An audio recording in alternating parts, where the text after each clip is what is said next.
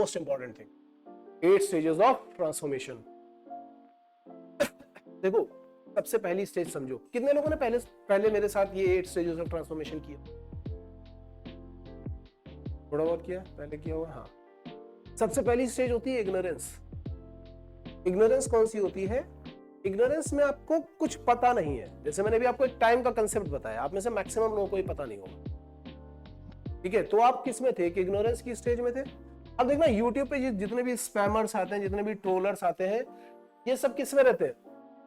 ये इसी स्टेज में रहते हैं। अगर आप इनको बताओगे ना ये टाइम का कंसेप्ट या कुछ, अरे मुझे बताओ मत, मुझे सब कुछ अपनी तरफ पहले से ही पता है। अरे तुम क्या बताओगे, तुम ये क्या करोगे, तुम वो ऐसे करके वो सब कुछ बोलते रहेंगे। ठीक है, उनको कुछ नहीं पता एक्चुअल में।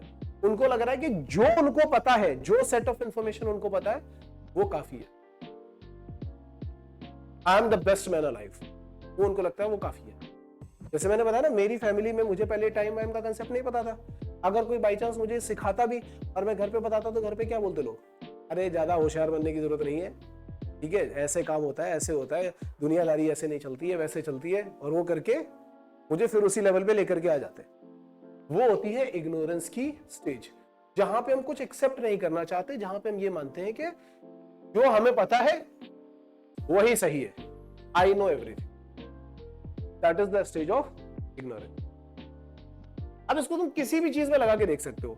जैसे तुम इसको प्लानिंग में लगा के देख सकते हो।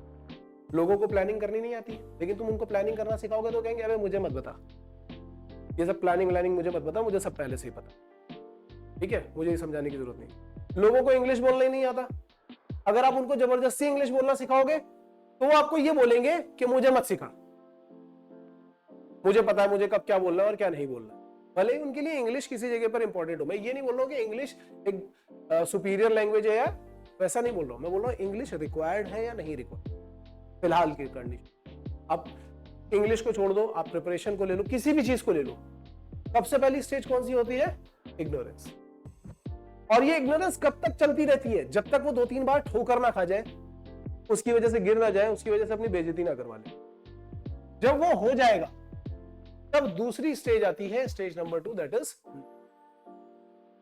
अब नॉलेज में देखना, अगर आपसे कोई पूछेगा कि साइकोलॉजी ऑफ टाइम क्या है, जो अभी हम लोगों ने डिस्कस करी, नॉलेज वाली स्टेज कब आती है?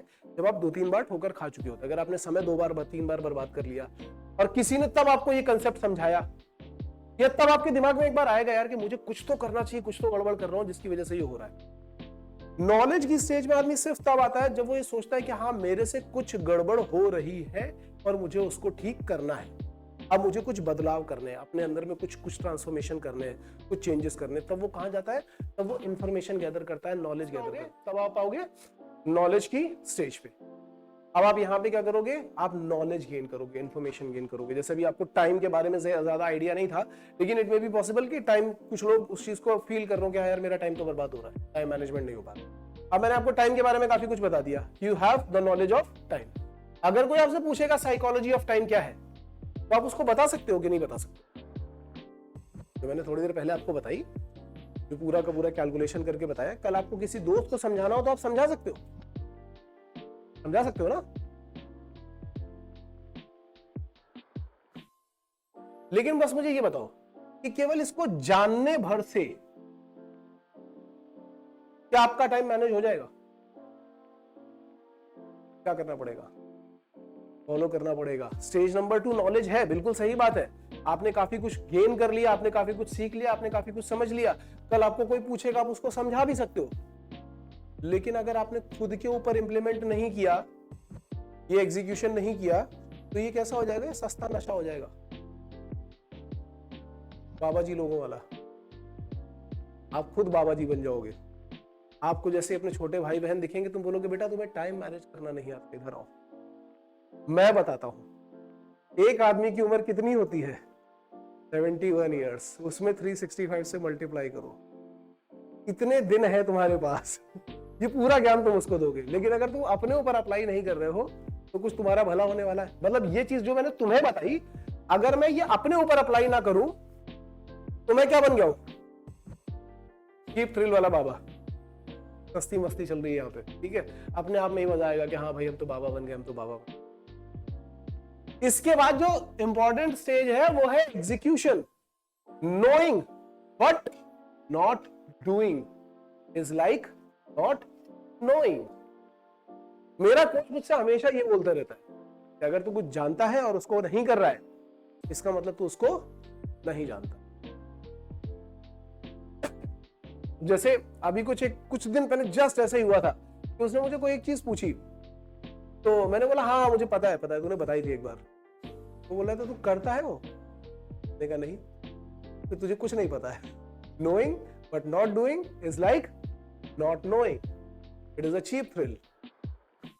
लिखा हुआ है यहाँ पे चीप थ्रिल. सस्ता नशा है ये.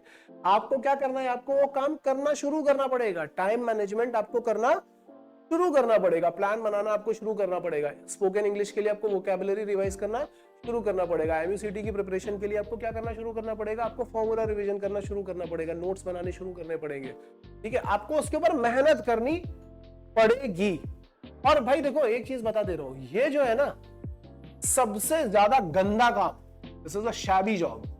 गंदा काम यही है. क्यों लोग बोलेंगे गंदा क्यों सर? गंदा इसलिए क्योंकि इसको करते करते तुम्हारी हालत खराब हो जाएगी. जो लोग मेहनत कर रहे होते हैं ना, तुम उनके कमरे देखा करो जा करके. उनके रूम में तुम्हें कहीं दीवारों पे कुछ चिपका दिखाई पड़ेगा. जो पिक्चर डालते हैं ना इंस्टाग्राम पे, बहुत अच्छी टेबल है, उस पे सारे पेन सजे हुए हैं, ये है वो लोग होते हैं जो केवल इंस्टाग्राम फॉलो कर रहे होते हैं. जो ढंग से तैयारी करने वाला बंदा होता है ना, उसके नोट्स तुम्हें इधर उधर बिखरे पड़े मिलेंगे. ठीक है, उसकी दीवारों पे कुछ चिपका हुआ मिलेगा, उसके फॉर्मूले कहीं लिखे हुए मिलेंगे, वो एकदम जान लगाता हुआ मिलेगा तुम्हें वहां पे.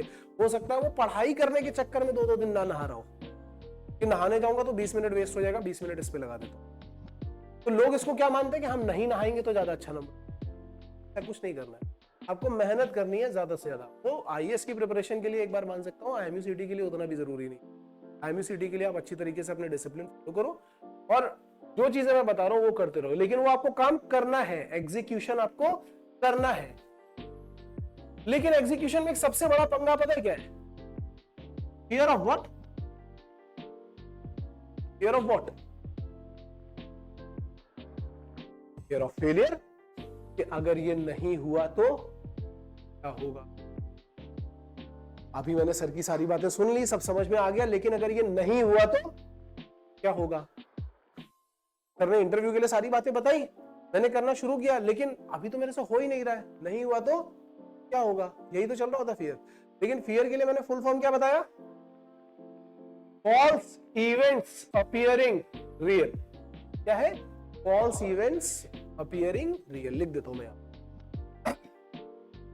अब अगेन टेंस तुम्हारा ही है. एक तो ये हो गया.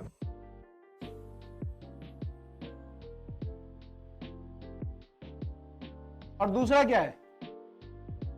Face everything and rise. तुम्हें कौन सा वाला लेंस यूज करना है वो तुम सोचो. Face everything and rise. डर लग रहा है ना, कोई बात नहीं, हम तब भी काम तो करेंगे. डर लगते जा रहा है पर हम काम करना बंद नहीं कर रहे हैं. हम करते ही जा रहे हैं, करते ही जा रहे हैं. बचपन में डराते थे वो अंधेरे वाले कमरे में भूत होता है, वहां पे मत जाना. तो डर लगता था कि अंधेरे कमरे में भूत होगा, भूत होगा, भूत होगा. लेकिन भूत है नहीं है ये पता कैसे चलेगा? जब जाएंगे. हो सकता है हो और हो सकता है ना भी हो. और होने में भी दो पॉसिबिलिटीज है. हो सकता है कि उसको आप में इंटरेस्ट हो सकता है ना हो. अभी इस रूम के अंदर कितने भूत बैठे हैं अपने को तो नहीं पता. वो जो भी बैठे होंगे उनको हमारे अंदर कोई इंटरेस्ट है या नहीं वो भी हमें नहीं पता. ठीक है ना. वो तो आपको तब तक पता ही नहीं चलेगा जब तक आप वहां पे जाओगे नहीं. इंटरव्यू देने में डर लग रहा है, इस चीज का इंटरव्यू खराब हो जाएगा. ठीक है, तो ये मान लो कि ज्यादा से ज्यादा क्या होगा, खराब होगा. चलो दे करके तो आते हैं. एक बार खराब होगा, 2 बार खराब होगा, तीसरी बार, चौथी बार, 5वीं बार, कब तक खराब होगा. अब प्रॉब्लम पता है क्या है? ये फियर क्यों आता है? ये इसलिए आता है, गंदी सी ड्राइंग है यार, मैंने कहीं कहीं से ढूंढ ढांड के बना दी है, फिर भी देख लो, समझो इसको. यहां पे है एक बंदा. ठीक है, ये एक बंदा है और इसने देखा यहां पे, यहां लगा हुआ एक झंडा जिस पे लिखा है IMU, बढ़िया रैंक, और यहां पे एक लगा हुआ है झंडा जिस पे लिखा है स्पॉन्सरशिप।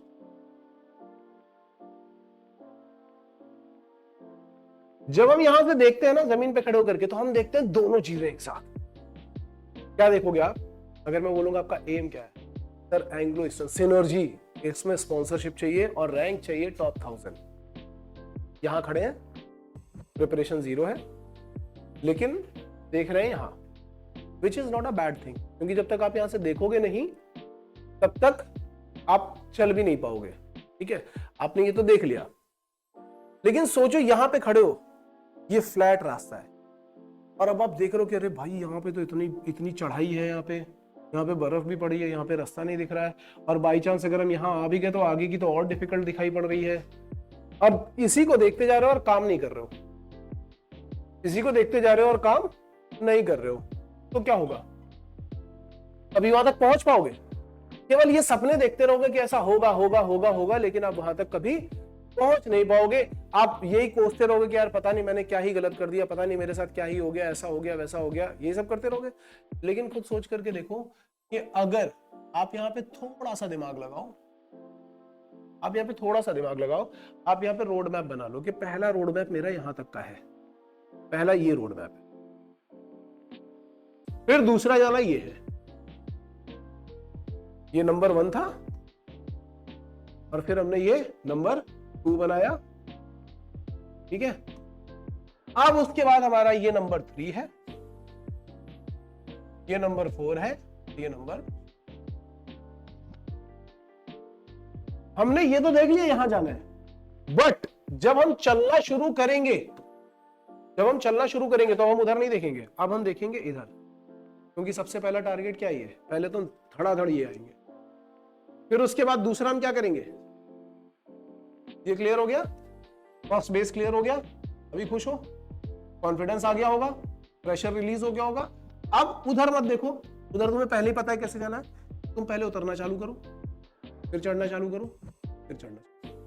अगर आप इसको इस तरीके से करोगे, डेली बेसिस पे, वीकली बेसिस पे, तो आप आसानी से कर पाओगे, या आप डायरेक्टली वहां देखते रहोगे और यहां चलोगे गिरते रहोगे तो कर पाओगे? अगर आप उसको छोटे छोटे पार्ट्स में डिवाइड करोगे तो ही आप आगे चलो। That clear? सबको समझ में आ रहा है? तो ये है हमारा कौन सा वाला स्टेज, ये हमारा स्टेज नंबर 3, एग्जीक्यूशन। एग्जीक्यूशन में पंगा पता है क्या होता है? एग्जीक्यूशन में पंगा ये होता है कि जब हम खुद अकेले काम कर रहे होते हैं ना, तो हमें कोई आइडिया नहीं होता है। जो चीज मैंने तुम्हें अभी बताई, ये तुम्हें किसने बताई? तुम्हारे कोच ने तुम्हें बताई। स्टेज नंबर 4 है ऑलवेज हैव अ कोच, क्योंकि कोच आपको बाहर से देख करके ये बताते रहता है कि आप कब गलत कर रहे हो, कब सही कर रहे हो, कब आपके इमोशंस ट्रैक पे है, कब आपके इमोशंस ट्रैक पे नहीं है, उनको ट्रैक पे लाने के लिए क्या करना पड़ेगा। ये कौन करेगा? हमेशा आपका एक कोच। तो जब भी कोई प्रॉब्लम होती है तो आपको यहाँ पे क्या करना है, अपने कोचेस के साथ में, टीचर्स के साथ में हमेशा डिस्कस करते रहना है। ऑलवेज हैव अ कोच, क्योंकि वो आपको हैंड होल्डिंग करके आराम से ऊपर तक लेकर के जा सकता है। Next thing, analysis. एनालिसिस क्या है? व्हाट वेंट वेल, क्या चीज हमने सही तरीके से करी, क्या चीज हमने गलत तरीके से की, और किन चीजों को सुधारा जा सकता है। ये बहुत इंपॉर्टेंट है यार। जब भी हम लोग टेस्ट पेपर कंडक्ट कराते हैं ना, उसके बाद में एक एनालिसिस शीट देते हैं, उसमें आपको ये फिलअप करना होता है कि कौन से क्वेश्चन सही हुए, कौन से गलत हुए, और उनको कैसे ठीक किया जा सकता था। गलत हुए तो क्यों गलत हुए? क्या वो सिली मिस्टेक थी, क्या वो कंसेप्चुअल मिस्टेक थी? अगर कंसेप्चुअल मिस्टेक थी तो गो थ्रू करो, सिली मिस्टेक थी तो अपनी प्रैक्टिस ज्यादा करो। ठीक है, और कौन से क्वेश्चन नहीं आए, जो क्वेश्चन नहीं आए उनमें क्या क्या प्रॉब्लम थी। अब अगर आप उसको वीकली बेसिस पे करते जाओगे तो खुद सोच के देखो 4 हफ्ते के अंदर अंदर आपकी प्रोग्रेस होगी या नहीं। In the same way spoken English के लिए देखो ये चीज काम करती है। इंग्लिश बोलना शुरू करो, देखो आज मैंने 1 मिनट में शीशे के सामने कितना पेज पढ़ लिया, कितने वर्ड्स पढ़ लिए, लास्ट टाइम कितने पढ़े थे, इस बार कितने पढ़े, कितने की वोकैबुलरी मेरी गलत हुई, कितने की प्रोनाउंसिएशन मेरी गलत हुई। ठीक है, ये अगर आप बराबर बराबर करते रहोगे तो इंप्रूव करोगे या नहीं? सोचो इंटरव्यू के लिए सेम चीज काम करती है कि नहीं? ये चीज हर एक जगह पर काम करती है। जब आपकी ये एनालिसिस हो जाएगी तब आप अपनी नेक्स्ट स्टेज पे आओगे, दैट इज करेक्शन। कोच के साथ बैठो, एनालिसिस करो, कोच के साथ बैठो, major your actions and correct it. लेकिन किसके साथ में? कोच के साथ, अपने साथ में नहीं। क्योंकि सेल्फ एनालिसिस और self correction is no correction, it is just a deception. बचपन में मुझे सब लोग बोलते थे, और ये तुम लोगों ने भी फील किया होगा, बचपन में बोलते थे कि जब पेपर आप करके आते हो ना तो 15 मिनट आखिरी के बचा के रखा करो, ताकि एक बार पूरा पेपर गो थ्रू करके देखो कि क्या गलत किया है क्या नहीं। तो मैं जब भी 15 मिनट में देखता था तो मुझे कुछ गलत नहीं दिखाई पड़ता। फिर मैं जब बाहर आता था तो मेरा दोस्त बताता था कि भाई ये इसका आंसर ये आएगा, तो मैं बड़े कॉन्फिडेंस के साथ बोलता था कि नहीं नहीं बेटा ये नहीं, ये आएगा। फिर वो मुझे सॉल्व करके दिखाता था और मुझे अपनी मिस्टेक दिखाई। कितने लोगों के साथ हुआ ये? सबके साथ हुआ है ना? इससे क्या पता चलता है? Self correction is no correction, in most of the cases it is a deception. तो आप अगर कोच के साथ में करेक्शन करोगे तो कोच आपको आपकी एक्चुअल प्रॉब्लम बता पाएगा कि क्या प्रॉब्लम थी और उसको करेक्ट करने का क्या तरीका है। ये बात समझ में आ रही है? Self correction is a dissipation. इसके चक्कर में नहीं पढ़ना है, कोच के साथ में डिस्कस करके ही करेक्शन करना है, चाहे वो इंटरव्यू हो, चाहे वो आपकी प्रिपरेशन हो, चाहे कुछ भी हो। ठीक है? जैसे ही आप करेक्शन करोगे, जैसे ही आप करेक्शन कर लोगे तो सबसे पहली चीज आपको क्या मिलेगी? सक्सेस। छोटी सी सक्सेस, चाहे वो टाइम मैनेजमेंट की हो, चाहे वो स्पोकन इंग्लिश की हो, चाहे वो किसी भी चीज की। सबसे पहली चीज क्या मिलेगी? छोटी सी सक्सेस। जैसे आपने इस बार एक पेपर दिया, पेपर में काफी सारी गलतियां थी, 200 में से केवल 40 क्वेश्चन सही हुए। आपने जाकर के टीचर के साथ में डिस्कस किया, आपको टीचर एक छोटी सी ट्रिक बताएगा। यहाँ पे एक बच्चा है मनीष, जब वो आया था वो एकदम प्योरली हिंदी मीडियम से था, और जब उसने पहला वाला एग्जाम अपना दिया था तो उसको मुझे मतलब उसका बहुत खराब मार्क्स था, और उसको मैथ्स भी नहीं समझ में आ रही थी, कोई चीज समझ में नहीं आ रही थी, क्योंकि सब प्योरली हिंदी में ही पढ़ रखा था उसने। 20 नंबर आए होंगे शायद, 20 या 25 ऐसे कुछ नंबर आए, और वो बहुत डिप्रेशन में था कि सर इतने कम नंबर। तो मैंने उसको क्या किया, मैंने उसका पूरा का पूरा पेपर देखा, पहले एनालाइज किया, और मैंने उसको एक ट्रिक बताई, सिर्फ एक ट्रिक। मैंने कहा अब तू जब नेक्स्ट पेपर में जाएगा तो तू सिर्फ इतनी ही चीज यूज करना और कुछ नहीं करना। और जितना मैंने उसको बोला था कि जितने नंबर तेरे बढ़ेंगे उससे ज्यादा ही नंबर बढ़ गए। जैसे मान लो सपोज मैंने बोला होगा उसको कि तेरे 40 बढ़ेंगे, तो उसके शायद 45 या कितने हो गए। आप खुद सोच के देखो अपनी कंडीशन में, इस कंडीशन पे आपका कॉन्फिडेंस बढ़ेगा या नहीं बढ़ेगा? एक छोटी सक्सेस मिलेगी कि नहीं मिलेगी? जैसे ही छोटी सक्सेस मिलेगी, नेक्स्ट आप क्या करोगे? फिर से उसकी एनालिसिस। 45 तो आ गए हैं, अब फिर से एनालिसिस करते हैं, फिर जाओगे टीचर के पास में, सर ये हो गया, अब इसके बाद नेक्स्ट क्या करें? 45 से 60 कैसे पहुंचना? फिर जब टीचर आपको बताएगा कि आप ये कर लो, तो आप 60 पहुंचोगे। आप खुद सोच करके देखो आपका कॉन्फिडेंस बढ़ेगा कि नहीं बढ़ेगा? ये हो गया अपवर्ड स्पाइरल, धीमे धीमे धीमे धीमे स्पाइरल बढ़ता। लेकिन अगर आप ये एनालिसिस नहीं कर रहे होगे तो क्या हो रहा होगा? प्रेशर, और ज्यादा प्रेशर, तीसरे में और ज्यादा प्रेशर, फिर आपको क्या लगने लगेगा? मेरे से तो कुछ हो ही नहीं सकता, मैं प्रिपरेशन कर ही क्यों रहा हूं? समझ में आ रहा है? तो ये 8 stages of transformation is the USP of LifeX careers. यहां पे आकर के आपको ये काम करना ही करना है। मैं सारे टीचर्स को भी यही बोलता हूं कि आपको फॉलो करनी है। मैं खुद के ऊपर भी काम करता हूं, तो इसी तरीके से काम करता हूं, और केवल एक जगह पे नहीं, पढ़ाने में नहीं, क्रिकेट खेलने में भी मैं यही चीज यूज करता हूं। जितनी बार मैं आउट होगा ना जल्दी, तो उतनी बार मैं ये देखता हूं कि मैं क्यों आउट हुआ। आकर के मैं खुद को बोलते रहता हूं, पेशेंस, तूने पेशेंस लूज किया इस बार, इसलिए तू आउट हुआ, तूने ये किया इसलिए तू आउट हुआ। मैं अपनी एनालिसिस करते रहूंगा करते रहूंगा करते रहूंगा, और फिर नेक्स्ट टाइम मैं क्या करता हूं, उसको वहां पे जाकर के करेक्ट। अब उसको करेक्ट करने के लिए मान लो अगर मेरा कोई कोच है, क्रिकेट कोच है, तो वो मुझे बताएगा। नहीं होगा तो मैं यूट्यूब पे जाके सर्च करूंगा ये गड़बड़ कहां पे। तुम लोगों को लगेगा सर क्रिकेट के लिए इतना क्या करना, लेकिन भाई वो क्रिकेट मेरा टाइम ले रहा है, तो मैं अपने टाइम को वेस्ट क्यों करूं? क्रिकेट से आने के बाद मुझे रिग्रेट नहीं होना चाहिए कि मैं वहां पे गया था और मैं बिना खेले 0 रन पे आउट होकर के चला है। मुझे पूरे दिन में एक अच्छी फीलिंग आनी चाहिए कि मैंने आकाश के ओवर में 4 छक्के मारे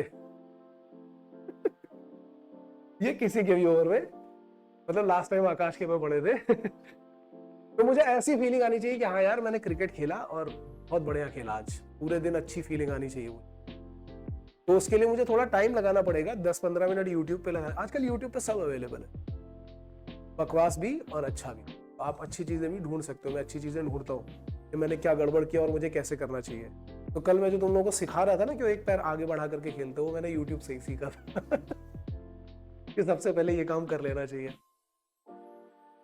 तो आपको क्या मिलता है? एक छोटी सी सक्सेस। ये सक्सेस अगर आप रिपीट करते जाओगे करते जाओगे करते जाओगे तो आपको क्या मिल जाएगा? मास्टरी। उस चीज में आपको क्या मिल जाएगी? मास्टरी। अब मुझे, आप अगर ये लाइफ टाइम यूज करना चाहो that is all your choice, but कम से कम 3 महीने तो यूज करो।